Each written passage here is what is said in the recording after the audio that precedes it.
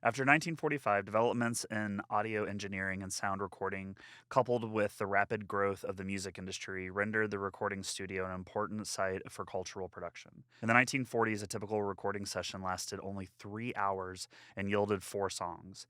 By the late 1960s, a single record might be pieced together from multiple performances over weeks, even months.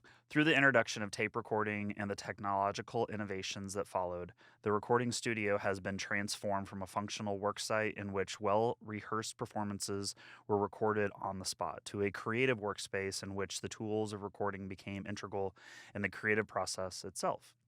At the center of this transformation are the users of recording technology who were actively engaged in modifying, adapting, and pushing the capabilities of their equipment. As a site in which a diverse community of musicians, producers, and technicians come together to work towards a common goal, the recording studio forms an important nexus between culture and technology. This episode of Stay Risky was recorded and brought to you by Engine Room Recording Company.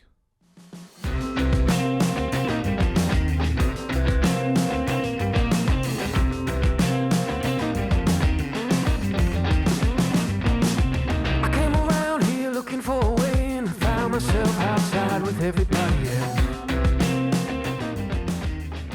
Our guests today are Anthony and Brandon of the Engine Room Recording Company, located in the Broadripple neighborhood of Indianapolis, Indiana. Welcome, gentlemen. Hey, Hi. what's going on? Thanks for having us. Absolutely. Well, this is Blake. This is Blake. Blade's not a You're word. really doing great. Hey. For anyone that doesn't hear the raw cut and the final cut, Ben will sound perfect.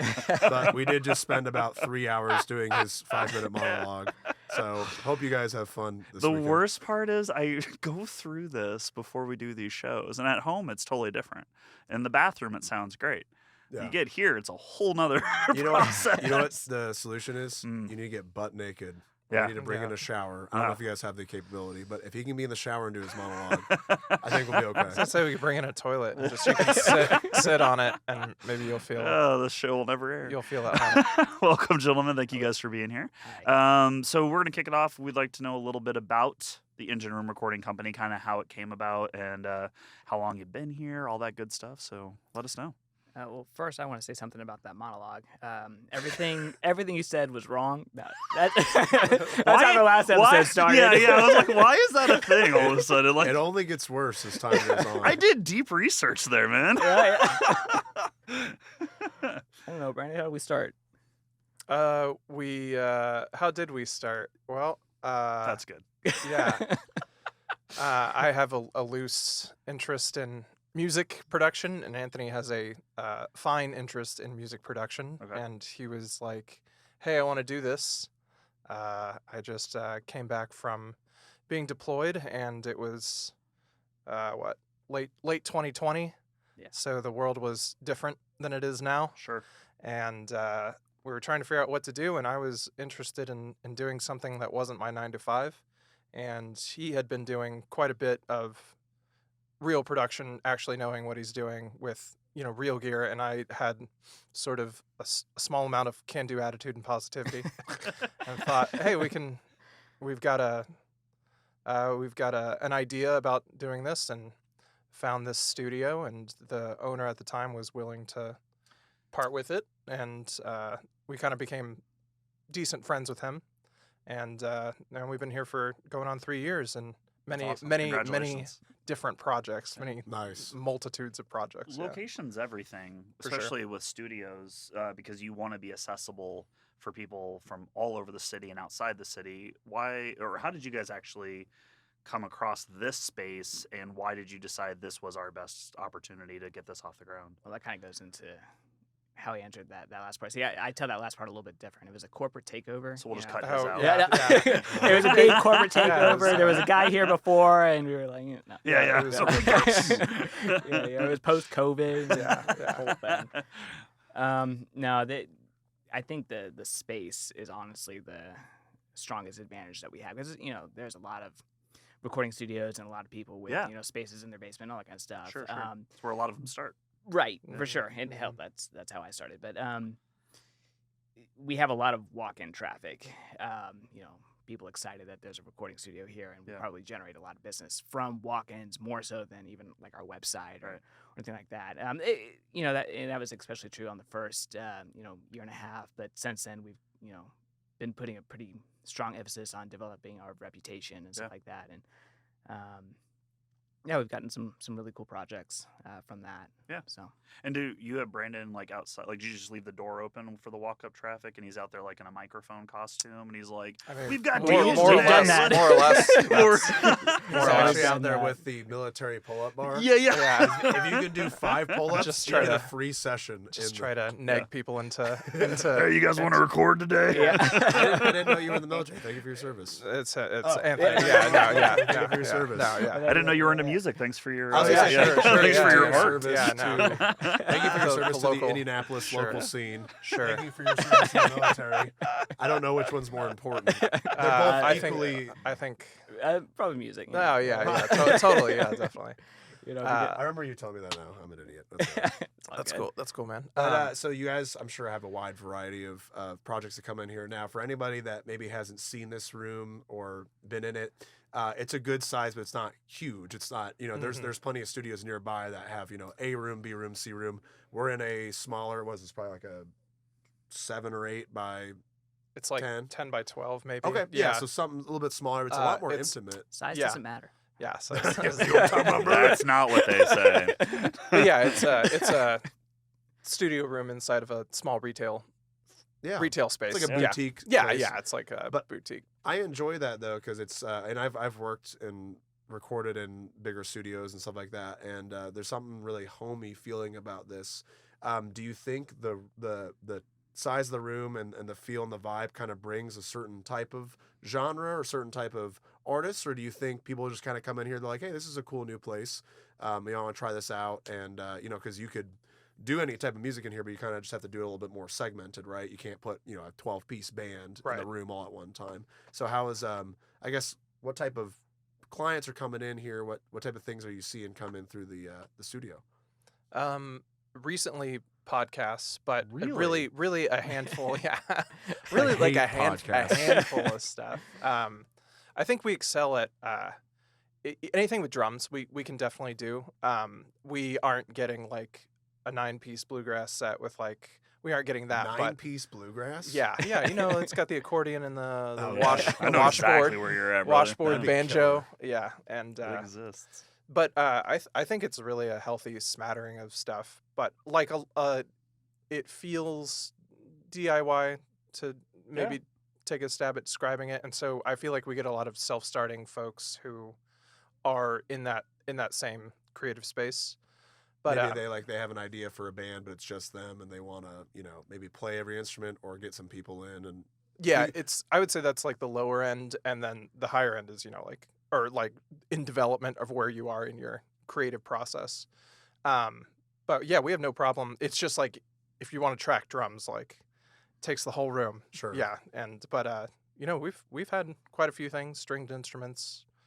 I mean, even with the biggest studios out there, they're recording drums, and then the guitarist is recording his thing in a Sure. Yeah, separate space. it's Bass, vocals, they're going to their booth, and they're doing everything one at a time. So the space isn't that big of a deal, and also it makes us more accessible, I think, than some of the bigger studios because we have lower overhead. sure. Sure. We've got a lot of the same microphones, a lot of the same outboard equipment, Yeah. but because we're in a smaller space, we can have our rates lower. But yeah, overall, this recording room is great. I mean, you can hear there's no reflections or anything like that going on Yeah, in here. It's very well Acoustically isolated. awesome. Well, and So I love the feel of it too, and I'm a big fan of the way a venue or space feels, because it's hard enough for creatives to feel confident to get on stage or to put their music, Yeah. and whether it's in front of an engineer, their family. Just leaving the bedroom takes a lot of courage and confidence, and a lot of artists spend a lot of time doing that over time. I know that I'm sitting on probably 5 books of music that I'll never share with anybody because it's a lack of confidence. I just don't feel that I could do it, but I still create, right? So to be able to come into a space like this, especially working with engineers that add to the atmosphere, they're welcoming, they're willing to help that artist develop. I think it's such a crucial piece of a successful whether venue or studio like what you guys do. So thank you for that, because I mean artists need this. We're not lacking creative individuals, whether it's podcasting or musicians on any level. We need more spaces like this. I would So agree you with need that. to expand. No, I'm just kidding. We've had Here's that. my business pitch. a little bit back on the point that I kind of brought up before. Do you see more full bands coming in, or do you see more an artist coming in with a grand idea, and you guys help either with session musicians or other people and put that all together? What are you guys seeing now? Because I feel like it's tough to have the full band vibe anymore, just because at least 10 20 years ago a lot of people would have bands and they practice in their bedroom or their basements, or they go to someone's house. But now a lot of people are just kind of doing things on their own and kind of piecemealing it all together. So what are you guys seeing more of? Definitely full bands. It kind of I would even go as far as to say that's kind of the people that are like gravitate towards us. I as an engineer, like I don't do a lot with like MIDI or programmed or auto tune or anything like that. I'm very into Like the raw the essence. rawness of it. It matches the space what we have going in here, and it matches us as audio engineers and kind of what we're into listening to. Well, that's cool too, because you're in a world of very highly detailed, highly like super tight. Like the band I play in, we're like a technical death metal type band, which has to be like, if you don't have it super tight, it just sounds like a big jumbled mess. Yeah. But it is cool to hear a band just rip. And like, do you guys ever do like live album? Well, I guess now you probably couldn't do it here, but but it's still got like kind of that live album feel though. It's like the instruments are raw. Yeah. If there's a little flub, as long as it's musical, like you guys keep it, or maybe Absolutely. that's pretty cool though. I think the bands that want to work with us are there too with what they want to sound like. Over the past year, it's been younger kids coming up in the scene that are into mosh and into whatever new iteration of sort of grunge is happening, like metal-y grunge. And so that, I think that leads itself to our space and where they are. And it's it's their first or second step in the recording process. They're not like totally new to it, but I felt that personally, like going into a big studio and like recording my own stuff. It was like, it's overwhelming. like I'm not strong enough to be here. But, That's a great point. I wanted to talk about this because I think it's something that needs to be talked about more. Is the preparation of coming into a studio, because I mean it's a crucial moment for artists, and it's not just turning on their phone or their computer and recording into that. You're coming in. I mean, you guys are pointing mics. You're working the room based on their instruments. Instruments are different. I mean, there's so many variables that go into that, and an artist who's not prepared can really be, one, financially not responsible, but also two, can be frustrating. It can be debilitating as the creative. So when you guys are working with artists, do you guys do anything like to kind of like help them prep, or do you get artists to sometimes come in and you're experiencing that situation, and how do you handle it? you try to be chill with whatever anybody comes in with, because you don't want to. I mean, we don't want to discourage them, but also Kill the mood. we want their business also too. So like, we want you to That's true. like come That's in fair. and record. So there definitely are people who come in and nail it like on the first time, and I'd say that's more so the rule than the exception. Yeah, There's I people would say prepared to like be here. and it's few and far between where somebody comes in like totally unprepared and it's like, this isn't gonna work. I'm not sure we've ever been like, this totally isn't gonna work. We definitely want to. And would you guys like in the middle of the session just be like, hey, I appreciate you guys coming. It's just for the tightness, or I guess like what we're trying to do here, it sounds like it's going to take a lot longer than we anticipate. Or if you're okay with us spending more time, which will cost more money, and that's something that like I have a conversation with some artists on music video shoots. It's like, hey, I know you wanted to do 2 hours. This is going to turn into 8, not because you're not good or not because of this, but like going into a studio is very different than playing live. Yeah. It's entirely different. Some people are studio people and some people are live people. Some people are both, but a lot of times you see a split between the two. Definitely. So like sometimes you have to have that hard conversation early on because you want to be respectful and be ethical.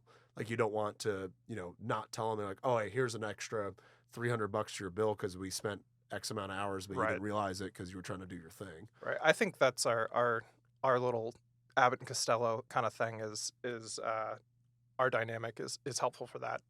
Anthony's much more experienced in the production side of knowing like actually this maybe isn't going to work sonically. Sure. And I think my role is to be the sort of fun uncle around that makes sure the mood stays kind of light Absolutely. if You we have need to. to. But Yeah. you do have to have that conversation. That's more or less like what the conversation sounds like, is like straight up like this is what it's going to be.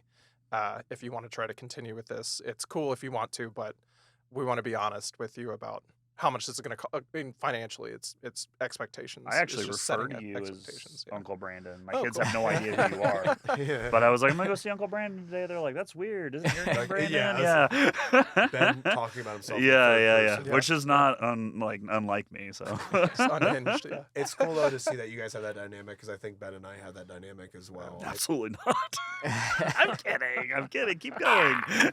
I tend to be the hammer and he's the heart. So Sure.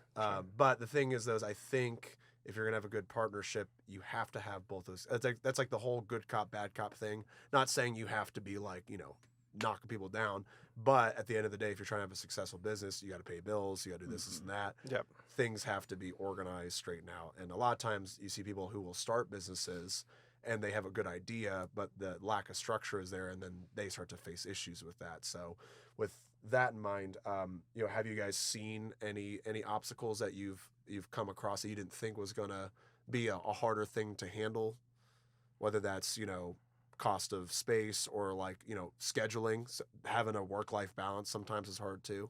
That's Yeah. our biggest challenge I right think there. that's our Yeah. biggest We challenge, both yeah. have other jobs too. Same. Same. So Yeah.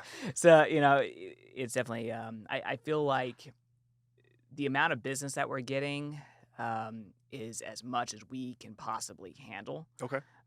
It's frustrating because if I legitimately think that at this point, if we didn't have jobs, and we're able to be here, we could probably knock out probably double the amount of Yeah. Sure. Yeah. output that we have. So So it's- definitely time is our biggest constraint. Yeah, So it's become a pain point, which is interesting because most, especially businesses that we start, they get to that point where, if they're going to be scalable, you have that growth point where it's like, ooh, do we take the leap? How do we, because it's like it's there. I can feel it. It, right? right. But it's that pain point of like, how do we do this? Do we bring on somebody else in order to cover that time? Well, that's where the size of the studio has started to kind of rear its ugly head. We've been having this conversation for the last year or so. Like, in order to justify, bringing in, additional help and stuff like that, we would need a bigger space, Sure. or being able to do Studio A and Studio B, Yeah, two projects absolutely. at once. Yeah. Because we're two audio engineers. Both of us are capable of working, one podcast and the other guys working a band.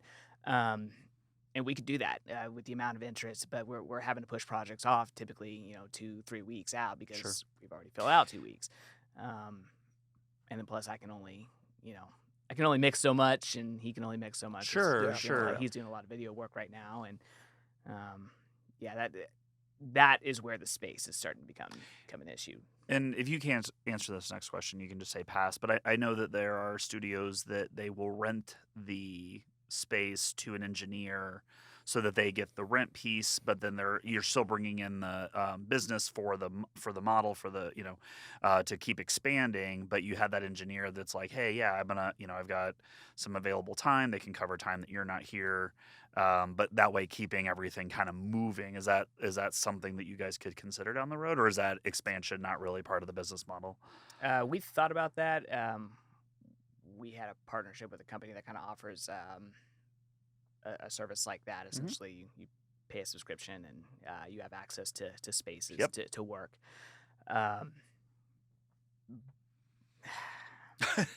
It's okay demand, too. Like yeah, I'm not trying to put the you on the demand kind of point. wasn't there, and Yeah. the price point was sort of Not not Sure. worth. the demand is. I think the demand is there. Especially we didn't advertise it very well. Sure. But I know for other spaces that are doing it, I know that they're getting business from Yeah.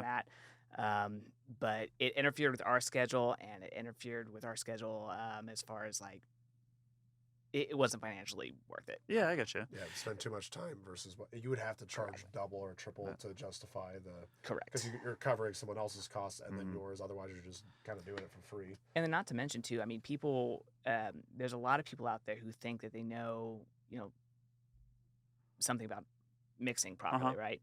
And the problem is our logo and stuff is everywhere. Mhm. So I don't know if I'm necessarily comfortable with people saying I did my product at the engine room, but not really having Being of a level. yes, Yeah, okay. Which not having a proper in level of audio, production. especially like the levels you go up, you realize like the higher you go up in your career, one little thing can entirely ruin your reputation. Which is just I've seen it happen quite a few times, and it's unfortunate, but it's such a fickle Yeah. you can't be caught doing this one thing. Sure. Otherwise, it'll discredit everything that you do. Sure. You brought up an interesting point of an engineer coming in and maybe the mixing capabilities aren't there yet, right? Doesn't mean they can't get there.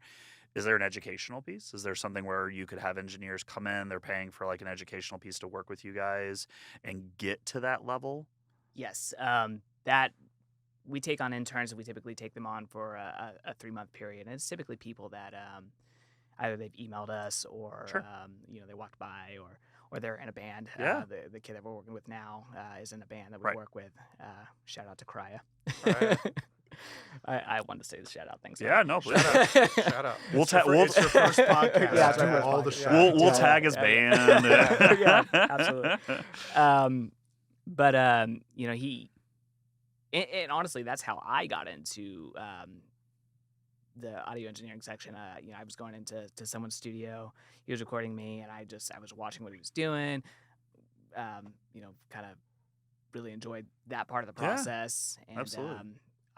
and very naively, I thought, for the project I did afterwards, well, I can do it myself. Yeah.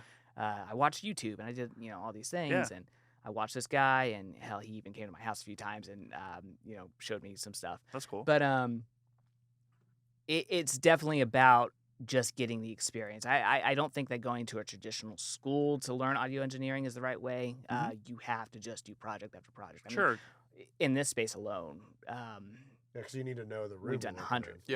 Yeah. Yes. Yeah, 'cause Yeah. that's a big thing. Is every room you go in is going to be entirely different. So Sure. Well, and everyone learns differently. I'm a huge believer, I'm a huge believer in lifelong learning. If you know me, you've heard me say it 1,000 times, but I also believe that how they learn is so crucial to them achieving their goals or what what their expertise becomes, their passion.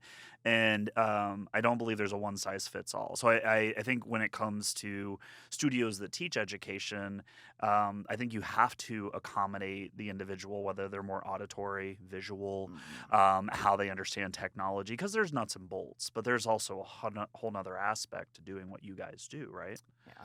I try not to focus too much on the how I do things when I'm working with an engineer. I like with an intern, I like them to watch my interactions with clients. I like to make sure that they have an understanding of how to set up microphones, just like some of that technical stuff. But as far as like I'm using this plugin to accomplish this, or I'm using this setting, I try to steer away from that stuff. It's all about why I'm doing something or how I'm interacting with a person, Sure. or what I'm doing from a business standpoint. And one of the best things that I learned from sports when I was in high school is that your best people to be around are people who are open to learning. Like they can't, they're not closed off, Right. and their willingness to show up.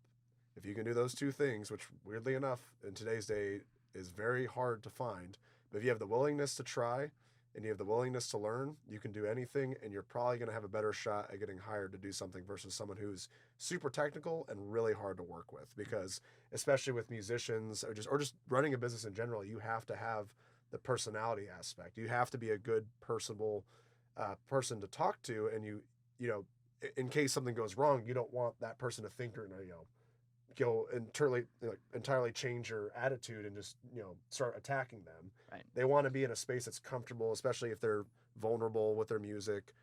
Maybe financially they're vulnerable, like they might not, this might be all the money they have and they want to pursue this dream, And if they have someone who's an asshole that they're trying to work with, you know what I mean? Not the same. I love that he. Sure, Nobody knows, but he looked at me directly. I actually pointed. Yeah, and he really accented the word too. No, but it's so important to have just someone who understands, especially like you guys get it.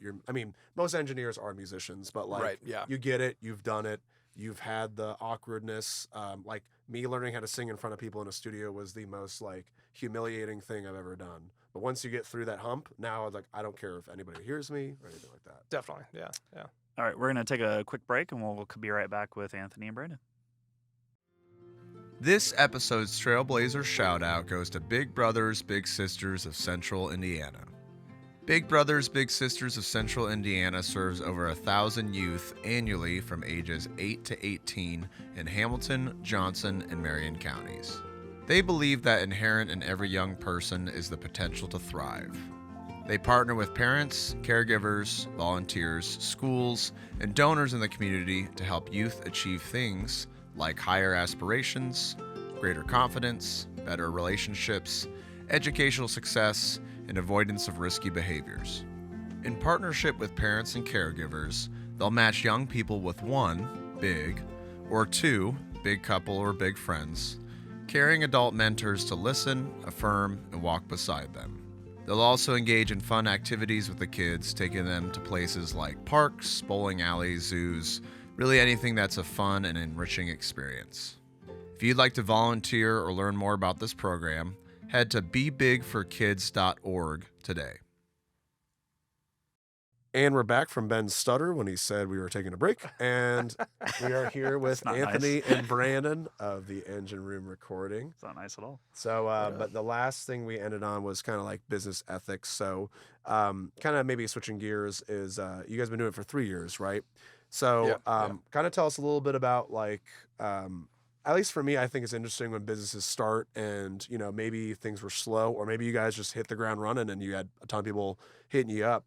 Over the last 3 years, you know, how was your progression in terms of the business kind of evolving? Do you guys start off slow or overwhelming demand or? What literally starting this for like, is this going to work at all? You know, is this like even a good idea? Yeah, right. And I think I'm really proud of us that I think, like we haven't like burned the place down. We haven't fallen on our faces. Like we've recorded lots and lots of like honestly more than I thought we would in this time period. Was it like different in the beginning? I feel like we had a good handful of clients right from the start. And then those clients like sort of morphed into other ones. And I think location, like people walking by, the construction's in Broadripple has been really tough. So like Sure. logistically, I feel like that was a little bit of a hindrance. But as you know, we started in early 2021, so the landscape was a little different than it is now, and I feel like it's better just people being out and about.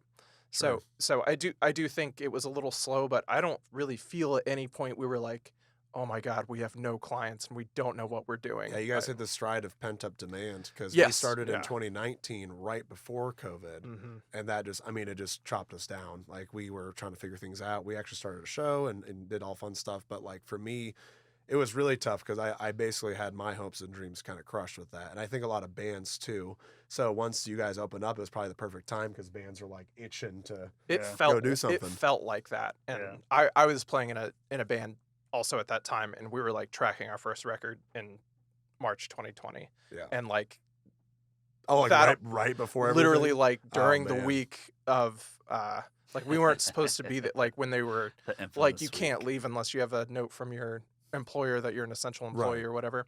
Music is essential. That's so we were at the studio we shouldn't have been at, and like we weren't supposed to be out, but we were still tracking. Anthony was still deployed at this time, so he kind of missed, you know, like all the oddness. He came back during a very strange time at the end of 2020 when we're like, are things cool? Maybe not. Seems like no, but his experience was different, and so I think that kind of encapsulates where we are. Is it's getting Kind of stayed on a steady stream. yeah, You guys stayed busy. steady. Yeah, it hasn't been. I think one of the biggest differences, so like year one, we were doing things like, you know, we had people outside playing guitar and saxophone and doing all these things like outside, trying to make it a spectacle. Always door open.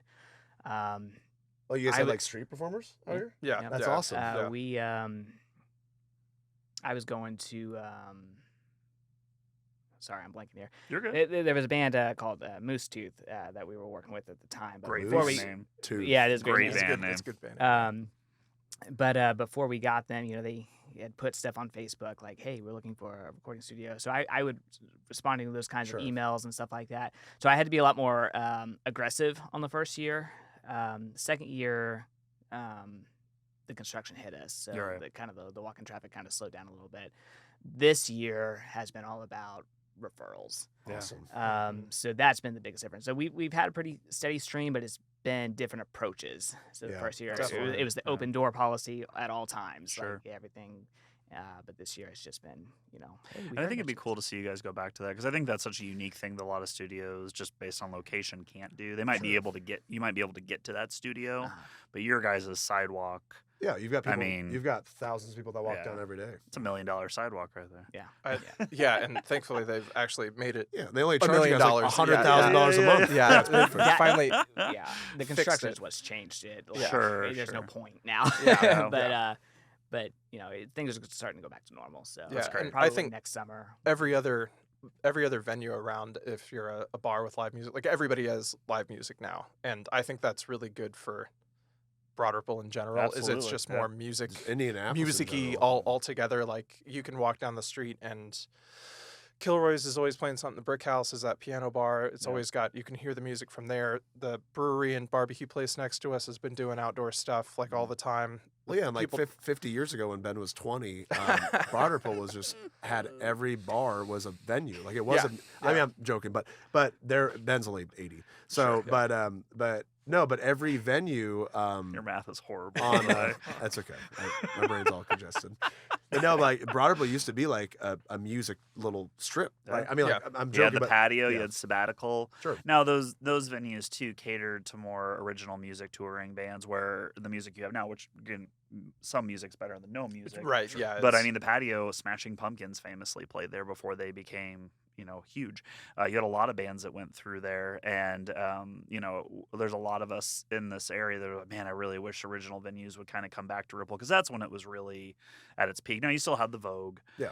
luckily, and things like that. But I mean, just music in general, like you mentioned, is just it's such a community-driven thing when used correctly, and I think businesses have realized that, and that's why you're seeing them start to book, cover artists, sure, but you're still seeing that it creates this A resurgence atmosphere. in it. yeah. And that is great for you guys because you are kind of in the middle of it, and I hope more original venues pop up around here too because that is really going to be great for you. Yeah, like Indianapolis only has so much happening at any given time, Sure. and Broadripple is a place where, A lot of foot traffic, a lot of yeah, frequent. yeah, it is the second most happening place other than downtown. That's not a suburb, so Sure. I think that's really important to keep it like that because Indiana needs Absolutely. culture spaces. It's yeah. funny because it's such a great central point, but like the joke is Indianapolis bands play Ohio, Michigan, Iowa, Wisconsin because for whatever reason, and it makes sense because it's a business perspective for all the bars. They're gonna make more money with a cover band because there'll be For more sure. people there. Yeah, It's what I mean. They're gonna have them longer. There's longer sets. They can play an infinite amount It of songs. keeps people around too. Keeps them usually. around. Yeah, they keeps know, them- They know the music. Yeah, keeps them around, keeps them buying drinks, stuff like that. So, but like places like Ohio and Michigan, they have so many great DIY, Mhm. Venues. They've got house shows. So, and that's what like Ben and I are hopefully trying to help push back into the city is getting more, at least just recognition of people who are putting on live shows that are Mhm. original Or music. even pop-up Yeah, shows. It pop-ups are doesn't have cool. to be full-time original music. And I think some spaces have learned that. They're like, wow, we have a space. We could do a mix, a blend. And I think that's the important part is not pigeonholing yourself more Yeah, than anything, Hey, thank you guys so much for being on here. I definitely want to give you guys a moment. Please talk about where our listeners can, go learn more about the Engine Room and anything upcoming that you're excited about in the community and want to kind of put out there for them. well, you can check us out on Instagram at Engine Room Recording Co. Yeah, go. I believe is what it is. Instagram is probably the best place to like visually see what's going on and communicate with us. We're We're a 21st century business. We do our business on Instagram like any No more self-respecting. Facebook. Nice. Yeah. They also have an OnlyFans. Oh yeah, it's called OnlyBands. Mike, yeah. OnlyBands. Yeah, it's called OnlyBands, Mike yeah. placement ASMR. Yeah, You'd be That is a great idea. What the heck? yeah. OnlyBands. OnlyBands. You heard it here first. What? We're gonna be billionaires. Yeah, it's just a Finally. it's just a GoFundMe Man. for my non-existent So you band. got Instagram, website, right? Yeah. Our website's engineroomrecordingcompany.com. Mhm. You can see our services, our prices. I think we have a gallery and our link to our SoundCloud where you can check out our work and what we do. I don't know, what do we got coming up in December, January? Mostly podcasts. I feel like we've got some band projects coming up. Cool. Yeah, Awesome. we're still working with Prior right now. Yeah. We've got some remote sessions going on, and we're Anthony's working on his own stuff. That's All that's a right. big. He's Love gonna. that. I'm Hey. saying this because he's like, I'm not gonna put it out. I'm not gonna do anything with it. You must. Sounds like So, me. Simply must. Bringing the angst back to Yeah. Indy. yeah, We something need it. like that. No, I think I put this on the little questionnaire you guys gave us, but I think that as an artist, the thing that has hindered me the most is learning how to record, mix, and master, because I always feel like if I just wait a little bit longer, I'm gonna have this piece of gear, or Right. I'm gonna learn this magic Not knowing when technique. to close the book. Exactly, and it sounds bad because I my clients' projects, they're just as important, but they also have deadlines and stuff like that. So Sure. Well, you we want it to we be- got to go. You want it to be the best version that it can. Yes, That's yeah. why it's Yeah. more not you're not putting it off because you don't want to do it. Right, You just want it to be great because when it's out, it's done. it's done. Yeah. Yeah. So I'm actually considering having someone, and it sounds silly having all this stuff, but I'm probably going to have somebody else mix my project think that's a great because idea. Yeah, I it just is. I'm not going to get Fresh it done. ears. Yeah. Fresh Cool. ears are a big thing. I've always pushed that with a lot of bands, and it may not work for every project. And I know everyone's very talented in their own right, but like, if you're gonna put in the time recording it, I would have somebody else mix. I'd have somebody else master if you That's can. what I'm Like, gonna do. you It's know? one of the things I hate the most. I record myself and play, and I'd rather have someone else. Because again, it's never done, right? Yeah, it's like never you're in the process and like, oh man, I should have done this note and this harmony or blah blah. And Sure. it's all these like little micro things. And it's like, Yeah. well, if you have infinite time and essentially infinite resources to keep coming in this room and changing all this stuff, nothing ever gets done. Well, I'm gonna help So- you out here, brother. We're gonna close this book. Thank you guys so much. There Thank you guys you for go. coming No, out. thank you. And Yeah, check out really the Thank engine you room. guys so much.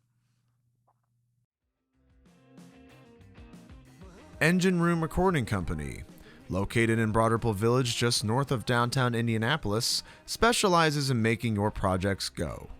Podcasters, bands, audiobookers, rappers, singers, songwriters, and everyone in between, the Engine Room Recording Company has the experience, the engineers, the equipment, and the environment to fuel your projects.